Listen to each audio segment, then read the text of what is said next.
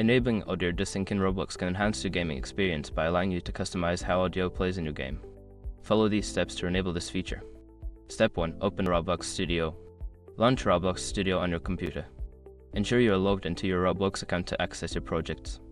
Step 2. Access game settings. Select the game you want to edit or create a new one. Click on the Home tab at the top of the screen, then click on Game Settings to open the Settings menu. Step 3. Navigate to Audio Settings. In the Game Settings menu, find the Audio section. This is where you can adjust various audio-related settings for your game. Step 4. Enable Audio Desync. Look for the option labeled Enable Audio Desync or similar. Check the box next to this option to enable audio desynchronization in your game. Step 5. Save and test your game. After enabling the feature, click the Save button to apply your changes.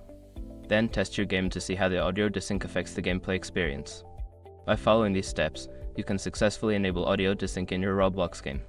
Enjoy experimenting with this feature to enhance your projects.